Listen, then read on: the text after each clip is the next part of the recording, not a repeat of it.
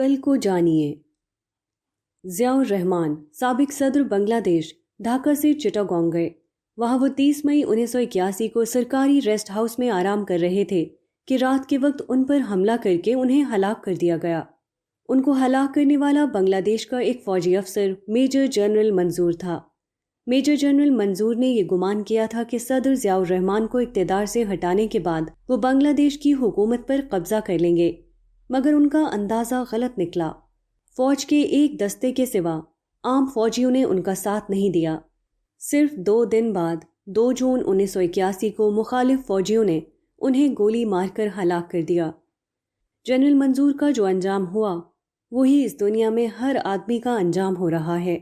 کسی کا بظاہر فوج کی گولی کے ذریعے ہوتا ہے اور کوئی فرشتوں کے ذریعے موت کے انجام تک پہنچا دیا جاتا ہے، مگر کوئی اس سے سبق نہیں لیتا۔ کوئی جنرل منظور یہ نہیں سوچتا کہ اپنے حریف کو قتل کرنے کے اگلے ہی دن وہ بھی قتل کر دیا جائے گا۔ دوسرے کو موت کے گڑھے میں گرانے کے بعد وہ خود بھی لازمی طور پر موت کے گڑھے میں دھکیل دیا جائے گا۔ یہ دنیا امتحان کی جگہ ہے۔ اس دنیا میں ہر آدمی کو کسی نہ کسی دائرے میں اقتدار دیا جاتا ہے۔ کسی کے اختیار کا دائرہ بڑا ہے اور کسی کا دائرہ چھوٹا، مگر عجیب بات ہے کہ ہر آدمی اپنے دائرے میں وہی بن جاتا ہے جو دوسرا اپنے دائرے میں بنا ہوا ہے۔ یہاں ہر شخص جنرل منظور ہے، ہر شخص دوسرے کی کاٹ میں لگا ہوا ہے، ہر شخص دوسرے کی نفی پر اپنا اثبات کرنا چاہتا ہے، ہر شخص اپنی حیثیت کا غلط اندازہ کر کے سمجھتا ہے کہ اگر اس نے دوسرے کو اس کے مقام سے ہٹا دیا تو اس کا خالی مقام اسے مل جائے گا۔ وہ بھول جاتا ہے کہ جو چیز اس کا انتظار کر رہی ہے وہ کسی کا خالی مقام نہیں بلکہ خود اس کی اپنی قبر ہے۔ ہر شخص جو آج اپنے کو کامیاب سمجھتا ہے وہ کل اپنے کو ناکام دیکھنے پر مجبور ہوتا ہے۔ یہ واقعہ ہر روز ہو رہا ہے، مگر کوئی بھی شخص آج کے بعد آنے والے کل کو نہیں دیکھتا۔ ہر شخص اپنے آج کو جاننے کا ماہر ہے، کسی کو اپنے کل کی خبر نہیں۔ اپنے آج کو جاننے والوں اپنے کل کو جانو، کیونکہ بالآخر تم جس سے دوچار ہونے والے ہو وہ تمہارا کل ہے، نہ کہ تمہارا آج۔ آنے والا طوفان۔ 11 اگست 1979 کو موربی گجرات میں اچانک ایک سیلاب آیا جس نے پوری بستی کو تہس نہس کر دیا۔ بستی کے کنارے ایک بڑا بند تھا، مگر غیر معمولی بارش سے اس کا پانی بہت اونچا ہو گیا، یہاں تک کہ اس نے بند کو توڑ ڈالا۔ ایک مشاہد کے الفاظ میں تقریباً 20 فٹ اونچی پانی کی دیوار اتنی تیزی کے ساتھ بستی کے اندر داخل ہوئی کہ کوئی اس سے بچ نہ سکتا تھا۔ چند گھنٹوں کے اندر پانی کا یہ طوفان بستی کی تمام چیزوں کو برباد کر کے نکل گیا۔ اندازہ ہے کہ تقریباً 25,000 آدمی اس اچانک سیلاب میں مر گئے، جبکہ بستی کی کل آبادی تقریباً 40,000 تھی۔ بربادی کا اندازہ اس سے کیا جا سکتا ہے کہ دیگر چندوں کے علاوہ صرف مرکزی حکومت نے فوری امداد کے طور پر 5 کروڑ روپے حکومت گجرات کو دیے ہیں۔ ایک انگریزی اخبار کے نامہ نگار نے جو چشمدید رپورٹ شائع کی ہے اس میں کہا گیا ہے کہ جو لوگ بچے ہیں ان میں سے ہر شخص کے پاس بتانے کے لیے ایک پردرد کہانی ہے۔ ان کو جو صدمہ اور تکلیف پہنچی ہے اس کے احساس سے وہ ابھی تک نکل نہیں سکے ہیں۔ کچھ کا حال یہ ہے کہ انہوں نے اپنی گویائی کھو دی ہے، وہ بالکل سراسیمہ اور ہکا بکا دکھائی دیتے ہیں۔ Some have lost their speech and look absolutely dazed and blank۔ ایک اور خبر میں بتایا گیا ہے کہ ایک تباہ حال زمیندار کو اس وقت حیرتناک خوشی ہوئی جب سرکاری ذمہ داروں نے اس کو 18,000 روپے نقد اور 225 گرام سونے کے زیورات یہ کہہ کر دیے کہ یہ تمہارے گھر کے اندر سے دستیاب ہوئے ہیں۔ ہندوستان ٹائمز 20 اگست 1979۔ اس طرح کے واقعات جو زمین پر روزانہ ہوتے رہتے ہیں یہ اس لیے ہوتے ہیں کہ آدمی آخرت کے دن کو یاد کرے۔ آخرت کا عظیم تر سیلاب بھی بالکل اچانک آئے گا۔ بہت سے لوگ اس دن اس طرح برباد ہوں گے کہ ان کے الفاظ کے ذخیرے تک ختم ہو جائیں گے جو دنیا میں ہر آدمی کو نہایت وافر مقدار میں حاصل ہیں۔ ان کی چلتی ہوئی زبانیں بند ہو جائیں گی، وہ سراسیمہ نظروں سے اپنی ہولناک بربادی کو دیکھیں گے اور کچھ بول نہ سکیں گے۔ دوسری طرف کچھ ایسے لوگ بھی ہوں گے جن کو یہ خوشخبری دی جائے گی کہ ہلاکت اور بربادی کے عمومی طوفان نے تم کو کچھ نقصان نہیں پہنچایا۔ تمہارا بہترین اثاثہ اللہ کے مزید انعام کے ساتھ آج تمہارے حوالے کیا جائے گا۔ ایک ہی سیلاب کچھ لوگوں کو جہنم میں دھکیل دے گا اور کچھ لوگوں کے لیے وہ جنت کی ابدی خوشیوں میں داخلے کا دن بن جائے گا۔ سیلاب سے پہلے آدمی کا حال یہ ہے کہ وہ اپنی ہر ظالمانہ روش کو درست ثابت کرنے کے لیے شاندار الفاظ پا لیتا ہے، مگر سیلاب کی ہولناکی کو دیکھتے ہی اس کا سارا زور ختم ہو جائے گا اور ایسا معلوم ہوگا گویا اس کے پاس الفاظ ہی نہیں ہیں جن سے وہ اپنی روش کی صفائی پیش کر سکے۔ اس وقت کیا ہوگا؟ بخاری نے حضرت عبداللہ بن مسعود سے روایت کیا ہے۔ وہ کہتے ہیں کہ رسول اللہ صلی اللہ علیہ وآلہ وسلم نے مجھ سے کہا کہ مجھے قرآن کا کوئی حصہ پڑھ کر سناؤ۔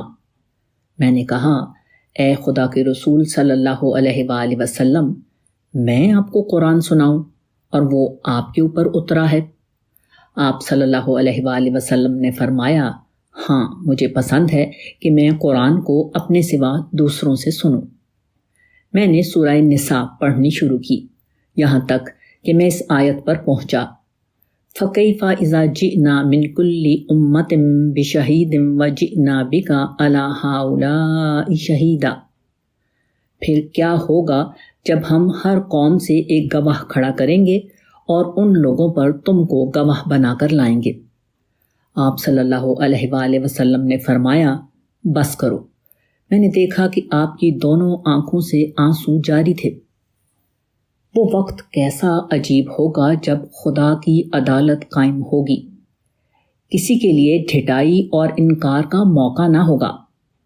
وہی شخص جس کو دنیا میں لوگوں نے بے قیمت سمجھ کر نظر انداز کر دیا تھا، اسی کو خدا کی طرف سے اس خاص بندے کی حیثیت سے سامنے لایا جائے گا جس کو خدا نے اپنی طرف سے لوگوں کو آنے والے دن سے باخبر کرنے کے لیے چنا تھا، جس کو لوگوں نے اپنے درمیان سب سے کمزور آدمی سمجھ لیا تھا۔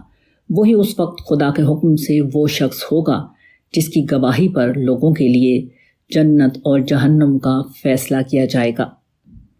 ان لوگوں کا اس وقت کیا حال ہوگا جو دنیا میں بہت بولنے والے تھے مگر وہاں اپنے آپ کو گونگا پائیں گے، جو دنیا میں عزت اور طاقت والے سمجھے جاتے تھے وہاں اپنے آپ کو بالکل بے زور دیکھنے پر مجبور ہوں گے۔ جب ان کا ظاہری پردہ اتارا جائے گا اور لوگ دیکھیں گے کہ دین کا لبادہ پہننے والے دین سے بالکل خالی تھے، جب کتنی سفیدیاں کالی نظر آئیں گی اور کتنی رونقیں اتنی قبیح ہو جائیں گی کہ لوگ اس کی طرف نظر کرنے سے بھی گھبرائیں گے۔ موجودہ دنیا میں لوگ مصنوعی غلافوں میں چھپے ہوئے ہیں۔ کسی کے لیے خوبصورت الفاظ اس کی اندرونی حالت کا پردہ بنے ہوئے ہیں اور کسی کے لیے اس کی مادی رونقیں، مگر آخرت میں لوگوں کے الفاظ بھی ان سے چھن جائیں گے اور ان کی مادی رونقیں بھی۔ اس وقت ہر آدمی اپنی اصلی صورت میں سامنے آ جائے گا۔ کیسا سخت ہوگا وہ دن! اگر آج لوگوں کو اس کا اندازہ ہو جائے تو ان کے الفاظ کی شدت ختم ہو جائے، کسی چیز میں ان کے لیے لذت باقی نہ رہے، دنیا کی عزت بھی ان کو اتنی ہی بے معنی معلوم ہو جتنا دنیا کی بے عزتی۔ نامعلوم مستقبل۔ آدمی اس دنیا میں معصوم کلی کی طرح پیدا ہوتا ہے۔ اس کے والدین امنگوں اور حوصلوں کے ساتھ اس کو پالتے ہیں۔ وہ بڑا ہوتا ہے، اس کے بعد وہ ایک ایسی دنیا میں اپنی زندگی کی جد و جہد شروع کرتا ہے جہاں اس کے لیے تلخ تجربات اور ناخوشگوار یادوں کے سوا اور کوئی چیز موجود نہیں۔ انسان آرزوؤں کے محل بناتا ہے صرف اس لیے کہ سنگین حقائق اس کی نفی کر کے اس کو ہمیشہ کے لیے مٹا دیں۔ وہ حوصلوں کی دنیا آباد کرتا ہے مگر اس کے حوصلے صرف اس کے دماغ میں رہ جاتے ہیں۔ وہ خارجی دنیا میں واقعہ نہیں بنتے۔ وہ امیدیں قائم کرتا ہے مگر بہت جلد اس کو معلوم ہوتا ہے کہ اس کی امیدیں فرضی سپنے کے سوا اور کچھ نہ تھیں۔ ایسا معلوم ہوتا ہے کہ زندگی ایک نازک شیشہ ہے جو صرف اس لیے دنیا میں آتی ہے کہ حالات کی چٹان سے ٹکرا کر چور چور ہو جائے۔ آدمی موجودہ دنیا میں اپنی زندگی کا آغاز سنہری آرزوؤں کے ساتھ کرتا ہے، مگر بالآخر جو چیز اس کے حصے میں آتی ہے وہ صرف آرزوؤں کا ایک قبرستان ہے جو اس کے سینے میں دفن ہو کر رہ جاتا ہے۔ کیسی کیسی امیدیں، کیسی کیسی تمنائیں اور کیسے کیسے خواب ہوتے ہیں جن کی وہ اپنی روح کے سب سے نازک گوشے میں پرورش کرتا ہے، مگر سب کا سب ناتمام رہتا ہے۔ وہ حسرتوں کا قبرستان بنا ہوا زندگی کے دن پورے کرتا ہے، یہاں تک کہ وہ وقت آ جاتا ہے جب کہ وہ ایک نامعلوم مستقبل کی طرف دھکیل دیا جائے۔ انسان کا ماضی امیدوں اور تمناؤں کا ماضی ہے، اس کا حال ناکامیوں اور حسرتوں کا بہت بڑا مزار ہے، اور اس کا مستقبل ایک نامعلوم دنیا کی طرف چھلانگ لگانا ہے۔ کیسا عجیب ہے یہ آغاز اور کیسا عجیب ہے اس کا انجام۔ خدا نے ایسا کیوں کیا؟ اس کی کم از کم ایک وجہ یہ ہے کہ آدمی زندگی کے بارے میں سنجیدہ ہو۔ وہ زندگی میں کھو جانے کے بجائے زندگی کے آغاز اور انجام کے بارے میں سوچے۔ جو شخص سنجیدگی کے ساتھ اس معاملے میں سوچے گا وہ اس کامل حکمت کو پالے گا جس کی طرف یہ ناقص دنیا ہر آن اشارہ کر رہی ہے۔ الٹا رخ۔ ایک مولوی صورت آدمی ایکسپریس ٹرین کے فرسٹ کلاس میں داخل ہوا۔ اس کے سوا کیبن میں 3 اور مسافر تھے اور تینوں پورے معنوں میں مسٹر تھے۔ مذکورہ مسافر کے سادہ لباس اور اس کے چہرے کی شرعی داڑھی نے اس کو اس ماحول میں اجنبی بنا دیا۔ کئی اسٹیشنز گزر گئے، تینوں مسٹرز آپس میں باتیں کرتے رہے، مگر کسی نے مولوی کی طرف رخ نہیں کیا۔ مولوی شاید ان کے نزدیک اس قابل نہ تھا کہ اس سے بات کی جائے۔ آخر مولوی نے یہ کیا کہ اگلے اسٹیشن پر ایک انگریزی اخبار خریدا اور اس کو ہاتھ میں لے کر الٹی طرف سے دیکھنے لگا۔ مسٹر صاحبان یہ منظر دیکھ کر ہنس پڑے۔ ایک شخص نے دوسرے سے انگریزی میں کہا، اس مولوی کو دیکھو، الٹی طرف سے اخبار پڑھ رہا ہے۔ دوسرا بولا، یہ شخص جب انگریزی نہیں جانتا تو اس کو خامخواہ انگریزی اخبار خریدنے کی کیا ضرورت تھی؟ مسٹر صاحبان کو یقین تھا کہ مولوی ان کی گفتگو کو سمجھ نہیں رہا ہے۔ ان کو معلوم نہ تھا کہ مولوی ان سے زیادہ انگریزی جانتا ہے۔ اس کے بعد مولوی ان کی طرف مخاطب ہوا اور انگریزی زبان میں مسلسل بولنا شروع کیا۔ اس نے انگریزی میں کہا، کیا یہ کوئی قانونی جرم ہے کہ اخبار کو الٹی طرف سے پکڑا جائے؟ آخر آپ نے کیسے سمجھ لیا کہ میں انگریزی زبان نہیں جانتا؟ اس کے بعد اس نے گفتگو کو دوسری طرف موڑ دیا۔ اس نے کہا، ایک اخبار کو الٹی طرف سے پکڑنا آپ کو اتنا عجیب معلوم ہوا، مگر معاف کیجئے، آپ اور آپ جیسے بے شمار لوگ پوری زندگی کو الٹی طرف سے پکڑے ہوئے ہیں۔ زندگی کو غیر مادی مقصد کی طرف سے پکڑنا چاہیے اور لوگ اس کو مادی مقاصد کی طرف سے پکڑے ہوئے ہیں۔ اس کو روح کی طرف سے پکڑنا چاہیے اور لوگ اس کو جسم کی طرف سے پکڑے ہوئے ہیں۔ زندگی کو دیکھنے کا صحیح رخ یہ ہے کہ اس کو آخرت کی طرف سے دیکھا جائے، مگر لوگ اس کو دنیا کی طرف سے دیکھ رہے ہیں۔ ہمارا سب سے اہم مسئلہ موت ہے، مگر تمام لوگ زندگی کو سب سے اہم مسئلہ بنائے ہوئے ہیں۔ صحیح بات یہ ہے کہ خدا کی نظر سے انسان کو دیکھا جائے، مگر آج سارے لوگوں کا یہ حال ہے کہ وہ انسان کی نظر سے خدا کو دیکھ رہے ہیں۔ اخبار کا الٹا رخ ہر ایک کو دکھائی دے رہا ہے اور زندگی کا الٹا رخ کسی کو نظر نہیں آتا۔ کیسے عجیب ہیں وہ لوگ جو اپنے کو دیکھنے والا سمجھتے ہیں، مگر ان کو وہی چیز دکھائی نہیں دیتی جس کو انہیں سب سے زیادہ دیکھنا چاہیے۔ انجینئرنگ کافی نہیں۔ ڈاکٹر فضل الرحمان خان دنیا کے مشہور ترین تعمیراتی انجینئر تھے۔ وہ ڈھاکہ میں پیدا ہوئے۔ کلکتہ میں تعمیراتی انجینئرنگ یعنی آرکیٹیکچرل انجینئرنگ کی تعلیم حاصل کی۔ اس کے بعد اسی فن میں امریکہ سے ڈاکٹریٹ کی ڈگری لی۔ 1963 میں انہوں نے شکاگو میں 43 منزلہ عمارت کا ٹھیکہ لے کر اپنی عملی زندگی کا آغاز کیا۔ اپنی غیر معمولی ذہانت کی وجہ سے انہوں نے اس میدان میں مجتہدانہ کارنامے انجام دیے۔ شکاگو میں 110 منزلہ عمارت بنانے کے بعد انہوں نے جدید تعمیرات میں عالمی شہرت حاصل کی۔ دنیا کی یہ سب سے اونچی عمارت ان کے اپنے وضع کردہ غیر روایتی اصولوں پر بنائی گئی ہے، جس کو ٹیوبولر ڈیزائن کہا جاتا ہے۔ ہندوستان ٹائمز، 9 مئی 1982۔ ڈاکٹر فضل الرحمان خان کو اپنی اس غیر معمولی کامیابی کے باوجود قلبی سکون حاصل نہ تھا۔ مسٹر کے ایم املادی 1976 میں فضل الرحمان خان کے شکاگو کے دفتر میں گئے۔ مسٹر املادی نے انہیں ان کی کامیابیوں پر مبارکباد دی، مگر ڈاکٹر فضل الرحمان نے ان کو سادہ چہرے کے ساتھ سنا۔ انہوں نے گفتگو کے دوران مسٹر املادی سے کہا کہ زندگی انجینئرنگ سے زیادہ ہے، life is more than engineering. 27 مارچ 1982 کو ڈاکٹر فضل الرحمان خان کا اچانک اس وقت انتقال ہو گیا جبکہ ان کی عمر صرف 52 سال تھی۔ فضل الرحمان خان نے تعمیراتی انجینئرنگ میں جو اجتہادی اصول وضع کیے ان کو مزید آگے بڑھاتے ہوئے جرمن انجینئر رابرٹ گیبریل نے 365 منزلہ عمارت کا منصوبہ بنایا ہے جو زمین سے 1 میل اونچی ہوگی۔ مسٹر املادی نے اپنی ملاقات میں ڈاکٹر فضل الرحمان خان سے پوچھا کہ کیا وہ ایسی عمارت کی تعمیر کو ممکن سمجھتے ہیں۔ فضل الرحمان خان نے اس بات میں جواب دیا۔ اس واقعے کا ذکر کرتے ہوئے مسٹر املادی اپنے مضمون کو اس جملے پر ختم کرتے ہیں کہ آئندہ یورپ اور امریکہ میں ایسی اونچی عمارتیں کھڑی ہو چکی ہوں گی، مگر افسوس کہ وہی آدمی ان کو دیکھنے کے لیے موجود نہ ہوگا جس نے ایسی عمارتوں کی تعمیر کو ابتدائی طور پر ممکن بنایا تھا۔ The man who laid the foundation for making them possible, alas, will no longer be there to witness them. دنیا اور آخرت۔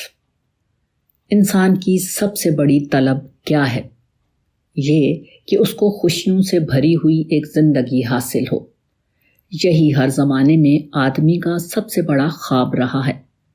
ہر آدمی اسی تمنا کو لے کر جیتا ہے، مگر ہر آدمی اس تمنا کی تکمیل کے بغیر مر جاتا ہے۔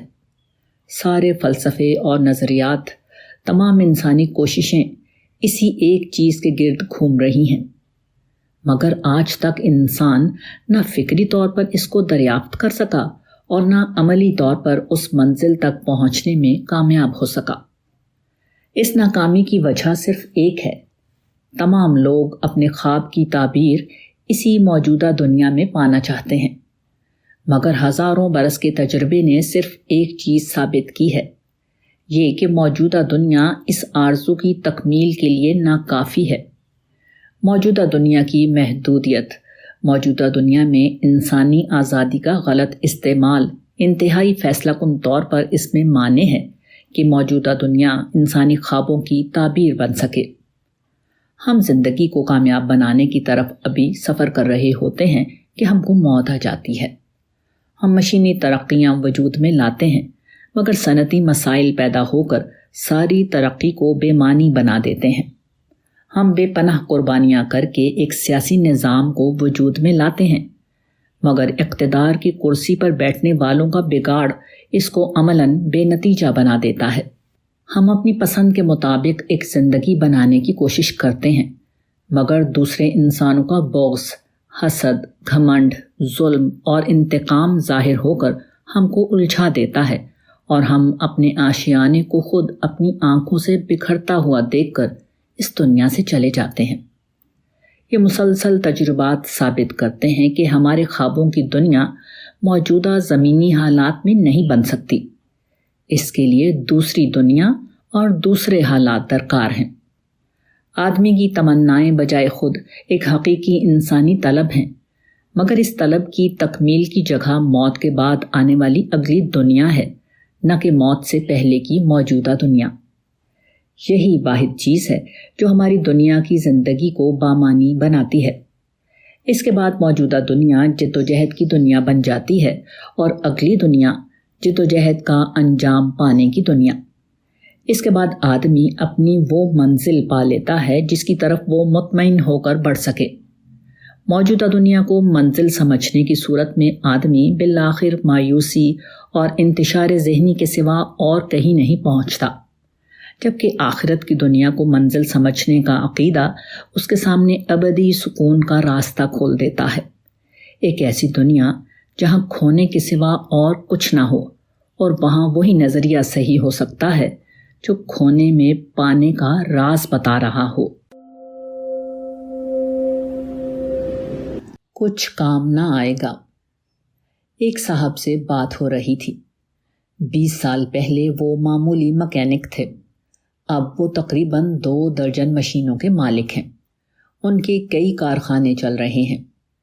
میں نے ایک ملاقات میں کہا، آپ نے ماشاء اللہ اپنے کاروبار میں کافی ترقی کی ہے۔ انہوں نے خوشی اور اعتماد کے لہجے میں جواب دیا، اتنی کمائی کر لی ہے کہ بچے کچھ نہ کریں تب بھی وہ 100 سال تک آرام سے کھاتے رہیں گے۔ یہ ایک انتہائی مثال ہے۔ تاہم موجودہ زمانے میں ہر آدمی کا یہی حال ہو رہا ہے۔ ہر آدمی اپنے اپنے دائرے میں یہی یقین لیے ہوئے ہے کہ اس نے اپنے معاملات کو درست کر لیا ہے۔ اسے اب کسی خطرے کی ضرورت نہیں، کم از کم 100 سال تک تو بالکل بھی نہیں۔ کوئی اپنے بڑوں کو خوش کر کے مطمئن ہے، کسی کو یہ فخر ہے کہ اس نے اپنے قانونی کاغذات کو پکا کر لیا ہے، کسی کو اپنے قابل اعتماد ذریعہ معاش اور اپنے بینک بیلنس پر ناز ہے، کوئی اپنے بازوؤں کی قوت اور اپنی دادا گیری پر بھروسہ کیے ہوئے ہے۔ کسی کے پاس کچھ نہیں تو جس کے پاس ہے وہ اس سے خوشامد اور مصالحت کا تعلق قائم کر کے سمجھتا ہے کہ اس نے بھی ایک چھتری حاصل کر لی ہے، اب اس کا کچھ بگڑنے والا نہیں۔ مگر بھونچال جب آتا ہے تو اس قسم کے تمام بھروسوں کو باطل ثابت کر دیتا ہے۔ بھونچال کے لیے پکے محل اور کچی جھونپڑیوں میں کوئی فرق نہیں۔ طاقتور اور کمزور دونوں اس کے نزدیک یکساں ہیں۔ وہ بے سہارا لوگوں کو بھی اسی طرح تہس نہس کر دیتا ہے جس طرح ان لوگوں کو جو مضبوط سہارا پکڑے ہوئے ہیں۔ بھونچال یہ یاد دلاتا ہے کہ اس دنیا میں آدمی کس قدر بے بس ہے۔ یہ بھونچال خدا کی ایک پیشگی نشانی ہے جو بتاتی ہے کہ ہر ایک کے لیے بالآخر کیا ہونے والا ہے۔ بھونچال ایک قسم کی چھوٹی قیامت ہے جو بڑی قیامت کا پتہ دیتی ہے۔ جب ہولناک گڑگڑاہٹ لوگوں کے اوسان خطا کر دیتی ہے، جب مکانات تاش کے پتوں کی طرح گرنے لگتے ہیں، جب زمین کا نچلا حصہ اوپر آ جاتا ہے اور جو اوپر تھا وہ نیچے دفن ہو جاتا ہے، اس وقت انسان جان لیتا ہے کہ وہ قدرت کی طاقتوں کے آگے بالکل عاجز ہے۔ اس کی صرف یہ مقدر ہے کہ بے بسی کے ساتھ اپنی بربادی کا تماشا دیکھے اور اس کے مقابلے میں کچھ نہ کر سکے۔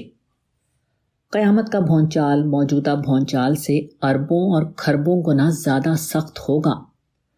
اس وقت سارے سہارے ٹوٹ جائیں گے، ہر آدمی اپنی ہوشیاری بھول جائے گا، عظمت کے تمام مینارے اس طرح گر چکے ہوں گے کہ ان کا کہیں وجود نہ ہوگا۔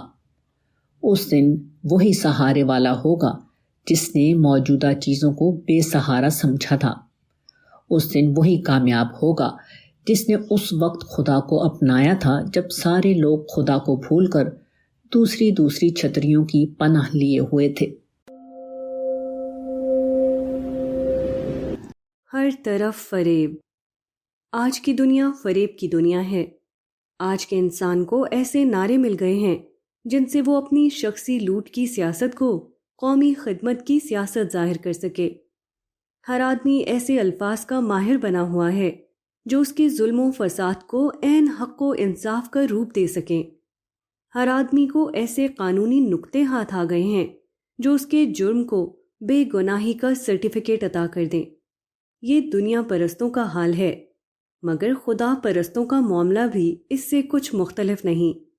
یہاں بھی لوگوں نے ایسے فضائل و مسائل کا خزانہ جمع کر رکھا ہے جو ان کی بے دینی کو دینی کمال کے خانے میں ڈال دیں، جو ان کی بے عملی کو عمل کا شاندار کریڈٹ دے دیں۔ لوگوں نے ایسا خدا دریافت کر رکھا ہے جس سے ڈرنے کی کوئی ضرورت نہیں۔ لوگوں کو ایسا رسول ہاتھ آ گیا ہے جو صرف اس لیے آیا تھا کہ ان کی ساری بدعمالیوں کے باوجود خدا کے یہاں ان کا یقینی سفارشی بن جائے۔ لوگوں کو ایسی آخرت مل گئی ہے جہاں جنت صرف اپنے لیے ہے اور جہنم صرف دوسروں کے لیے۔ لوگوں کو ایسی نمازیں حاصل ہو گئی ہیں جن کے ساتھ کبر اور حسد جمع ہو سکتا ہے، لوگوں کو ایسے روزے معلوم ہو گئے ہیں جو جھوٹ اور ظلم سے فاسد نہیں ہوتے۔ لوگوں کو ایسا دین ہاتھ آ گیا ہے جو صرف بحث و مباحثے کرنے کے لیے ہے، نہ کہ عمل کرنے کے لیے۔ لوگوں کو اسلامی دعوت کے ایسے نسخے معلوم ہو گئے ہیں جو ان کی شخصی قیادت اور قومی سیاست کو اسلام کا لباس اوڑھا دے، مگر جھوٹا سونا اسی وقت تک سونا ہے جب تک وہ کسوٹی پر کسا نہ گیا ہو۔ اسی طرح فریب کا یہ کاروبار بھی صرف اس وقت تک ہے جب تک کہ خدا ظاہر ہو کر اپنے انصاف کی ترازو کھڑی نہ کر دے۔ آج امتحان کی آزادی ہے، آج آدمی کو موقع ہے کہ جو چاہے کرے، مگر جب امتحان کی مدت ختم ہوگی تو آدمی اپنے آپ کو بالکل بے بس پائے گا۔ وہ بولنا چاہے گا مگر اس کے پاس الفاظ نہ ہوں گے کہ وہ بولے، وہ چلنا چاہے گا مگر اس کے پاس پاؤں نہ ہوں گے کہ ان کے ذریعے بھاگ کر وہ کہیں جا سکے۔ یہ سچائی کا دن ہوگا۔ اس دن ہر آدمی کے اوپر سے فریب کا وہ لباس اتر چکا ہوگا جس کو آج وہ پہنے ہوئے ہے۔ ہر آدمی اپنی اس اصل صورت میں نمایاں ہو جائے گا جو فی الواقع اس کی ہے، مگر امتحان کی آزادی سے فائدہ اٹھا کر آج وہ اس کو چھپائے ہوئے ہے۔ آدمی کی اصل صورت خدا کے سامنے آج بھی عریاں ہے، مگر آخرت کی دنیا میں یہ تمام لوگوں کے سامنے نمایاں ہو جائے گی۔ کامیابی کی فہرست۔ سید محمد کیرالہ میں پیدا ہوئے، ان کی تعلیم لندن میں ہوئی۔ ان کی غیر معمولی صلاحیتوں کو دیکھ کر ان کے 80 سالہ انگریز استاد پروفیسر سٹیونز نے 1957 میں کہا تھا، اے نوجوان شخص، ایک دن تم یہاں اپنے ملک کے نمائندہ بن کر آؤ گے، مگر میں اس وقت تم کو دیکھنے کے لیے موجود نہ ہوں گا۔ Young man, one of these days you will come here to represent your country, but I would not be there to see you۔ یہ پیشین گوئی 23 سال بعد پوری ہوئی اور مسٹر سید محمد ہندوستان کے ہائی کمشنر بن کر لندن گئے۔ سید محمد نے بیرسٹری سے اپنی زندگی کا آغاز کیا۔ اس کے بعد انہیں بہت سے اعلیٰ عہدے ملے۔ وہ اقوام متحدہ میں ہندوستان کے مندوب تھے، کیرالہ کابینہ میں وزیر ہوئے، مائنورٹیز کمیشن کے چیئرمین مقرر ہوئے، وغیرہ وغیرہ۔ سید محمد کے خاص دوستوں میں ایک مسٹر خوشونت سنگھ بھی تھے۔ انہوں نے سید محمد کے بارے میں ایک مضمون لکھتے ہوئے اس کو اس پیراگراف پر ختم کیا ہے، Sayyid's passions were politics and law. He had applied for the Congress I ticket to fight the last parliamentary elections. Going by his records, he would have undoubtedly won it. Kerala State Congress bosses denied him the ticket. It broke Sayyid's heart, and a month later, the setback took his life. سید محمد کا شوق سیاست اور قانون تھا۔ انہوں نے کانگریس آئی کے ticket کے لیے درخواست دی تھی تاکہ حالیہ پارلیمنٹری الیکشن میں لڑ سکیں۔ اپنے حالات کے لحاظ سے وہ ضرور کامیاب ہوتے۔ کیرالہ ریاستی کانگریس کے ذمہ داروں نے انہیں ٹکٹ دینے سے انکار کیا۔ اس واقعے نے سید محمد کا دل توڑ دیا اور 1 ماہ بعد اس حادثے نے ان کی زندگی لے لی۔ ہندوستان ٹائمز، 23 مارچ 1985۔ آج انسان کامیابیوں کی فہرست میں صرف ایک کمی کو برداشت نہیں کر پاتا، حالانکہ انسان پر وہ دن آنے والا ہے جب کامیابیوں کی پوری فہرست اس سے چھن جائے گی۔ کیسا عجیب ہوگا وہ دن، اور کیسا عجیب ہوگا اس دن انسان کا حال۔ چھت گر پڑی۔ 1968 کا واقعہ ہے۔ میں اعظم گڑھ کی ایک دکان میں داخل ہوا۔ وہاں میرے ایک جانے پہچانے بزرگ بیٹھے ہوئے تھے۔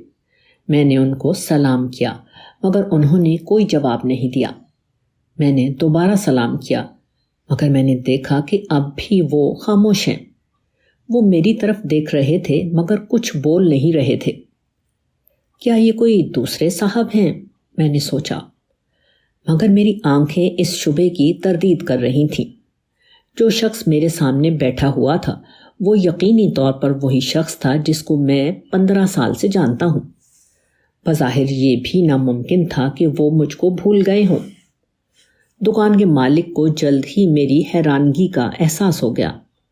اس نے بتایا کہ اصل قصہ یہ ہے کہ ان کے ساتھ ایک سخت حادثہ پیش آ گیا ہے جس کی وجہ سے وہ اپنے ہوش و حواس کھو بیٹھے ہیں۔ وہ اپنا نیا مکان بنا رہے تھے دیواریں کھڑی ہو گئیں تو حسب قاعدہ ان کے اوپر سانچہ بنا کر چھت ڈلوائی، مگر 1 ماہ بعد جب سانچہ کھولا گیا تو ساری چھت دھڑام سے گر پڑی۔ اس حادثے کا ان کے دماغ پر اتنا اثر ہوا کہ وہ نیم پاگل ہو گئے۔ اب وہ نہ کوئی کام کرتے ہیں، نہ کھانا کھاتے ہیں اور نہ بولتے ہیں، بس بت کی طرح ادھر ادھر پڑے رہتے ہیں، جیسا کہ اس وقت آپ ان کو دیکھ رہے ہیں۔ مزید تحقیق کے بعد مجھے معلوم ہوا کہ یہاں کچھ لوگوں نے یہ کاروبار کیا ہے کہ سیمنٹ کے رنگ کی مٹی کو باریک پیس کر بوریوں میں بھر دیتے ہیں۔ یہ مٹی دیکھنے میں بالکل سیمنٹ جیسی ہوتی ہے، اس لیے لوگ اس کو سیمنٹ سمجھ کر خرید لیتے ہیں۔ مذکورہ بزرگ کو بھی اتفاق سے اسی قسم کی سیمنٹ مل گئی اور اسی سیمنٹ سے انہوں نے اپنی چھت بنوا دی۔